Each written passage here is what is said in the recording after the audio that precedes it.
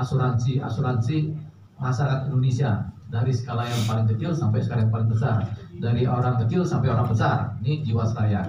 Nah, berjalannya waktu,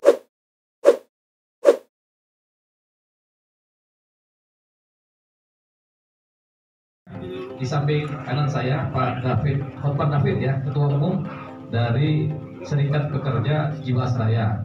Kemudian sebelah kiri saya Pak Nugroho Eko Wibowo adalah Sekjen ya dari Serikat Pekerja Jiwasraya. Kemudian yang di samping Pak Sony, bendahara dari Serikat Pekerja.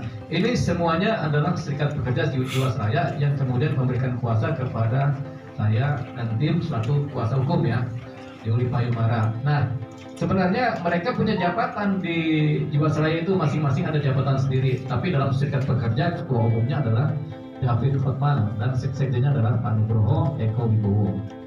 Nah, ini punya cerita. Jiwasraya ini kan sudah berdiri lama dan sudah menanggulangi banyak persoalan asuransi masyarakat Indonesia, dari skala yang paling kecil sampai skala yang paling besar, dari orang kecil sampai orang besar. Ini Jiwasraya.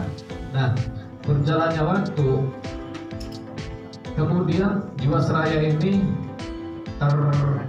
terkontaminasi oleh yang namanya Beni Cokro. Beni Cokro ini salah satu pemain falas dan saham ya, dimana termasuk Asabri juga naruh dana ke Beni Cokro Klub. Termasuk Jiwasraya juga ada salah satu direksi Jiwasraya tahun berapa tuh Bang? Sekitar tahun 2014 atau sekian itu naruh uang juga, uangnya Jiwasraya ke grupnya Beni Cokro, dimainkan atau diputar atau dikorupsi entah bagaimana. Beni Cokro kemudian divonis hukuman di penjara ya. Ya seperti itu. Jadi Beni Cokro penjara sehingga uangnya Jiwasraya sebagian kesedot ke sana, sehingga Jiwasraya mengalami defisit keuangan. Nah, kita nggak tahu bagaimana tata cara pemerintah dalam hal ini adalah Menteri BUMN kemudian mengatur bagaimana supaya Jiwasraya ini apakah kemudian mereka mau hilangkan perusahaannya, mau dianggap mati atau bagaimana. Yang jelas ada satu posisi di mana Menteri BUMN beserta Jiwasraya kemudian mereka membentuk satu perusahaan baru. Perusahaan baru ini yang direksinya juga nggak tahu siapa, dibentuk untuk mengalihkan aset-aset Jiwasraya kepada perusahaan baru ini. Perusahaan asuransi juga yang kredibilitasnya juga baru, nggak ada nilainya karena baru dibentuk, dan direksinya juga kita nggak tahu siapa karena bukan pemain-pemain asuransi. Sementara Jiwasraya sendiri karyawannya yang sudah puluhan tahun bekerja mau disingkirkan, mau diberhentikan, mau di PHK. Nah, perusahaan baru ini kapabilitas dan kemampuannya nggak ada karena ini baru ya.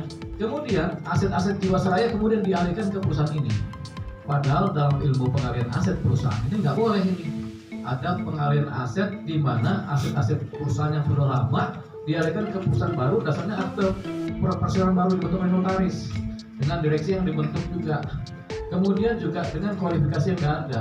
Jadi nilai 0 dari kemampuan direksi ini diberikan tanggung jawab pengalihan aset.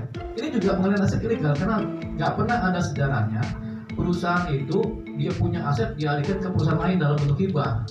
Kenapa? Karena selalu aset perusahaan itu punya kaitan dengan pihak ketiga, baik debitur maupun kreditur, ya kan? Kemungkinan klaim-klaim itu ada. Nah, ini tiba-tiba direstrukturisasi namanya, kemudian dialihkan kepada perusahaan baru ini lewat mekanisme katanya sudah ada rapat koordinasi terbatas (Rakortas) yang diadakan oleh Menteri BUMN dalam hal ini Erick Thohir dan para direksi baru dari Jiwasraya, sehingga timbullah satu kapal baru yang belum punya pengalaman di asuransi.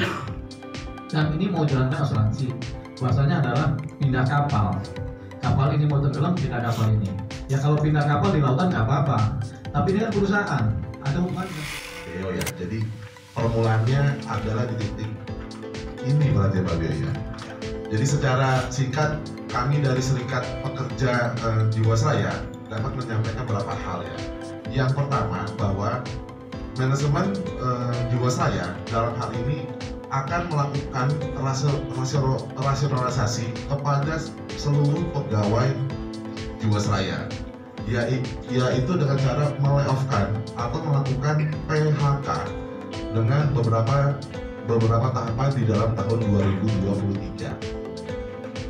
Yang selanjutnya, langkah melayoff-kan ini juga disampaikan selanjutnya akan diteruskan dengan menutup Jiwasraya sendiri. Jadi memang di kami itu KPI dari manajemen adalah untuk mengclosingkan atau mengkosongkan Jiwasraya, teman-teman. Yang selanjutnya, bahwa memasuki akhir tahun 2022 dengan doa ya bahwa Jiwasraya dapat menjalani hari ulang tahun yang 163 tahun. Seluruh insan Jiwasraya telah melaksanakan program Restru yang telah ditugaskan oleh manajemen kepada seluruh pegawai Jiwasraya, dan kami telah melaksanakannya dengan sangat baik dan telah disampaikan juga selamat oleh manajemen. Dan ini pun juga mengangkat citra bahwa pelaksanaan program Restru ini telah dianggap sukses ya. Tapi dengan maksud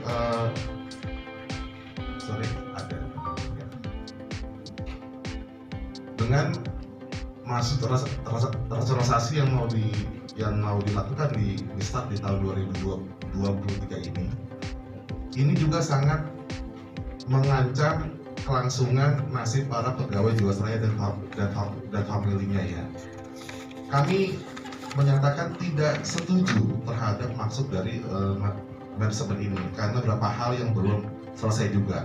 Yang pertama, misalkan kondisi dari yayasan kesejahteraan kami pun juga belum clear. Kemudian manajemen juga masih mempunyai hutang untuk melakukan top up terhadap dana pensiun pemberi kerja Jiwasraya. Selanjutnya yang ketiga, bahwa di era tahun 2021 sampai dengan awal tahun 2022, sebagian pegawai Jiwasraya telah diberikan kelangsungan pekerjaan dengan mendapatkan kesempatan bekerja di perusahaan asuransi yang baru. Tapi pada kenyataannya, kami yang masih loyal sampai dengan hari ini dengan melaksanakan seluruh tugas dengan sangat baik ya, kami dihadapkan dengan kenyataan akan diberhentikan. Jadi secara review hal-hal tersebut yang ingin kami sampaikan kepada teman-teman semua.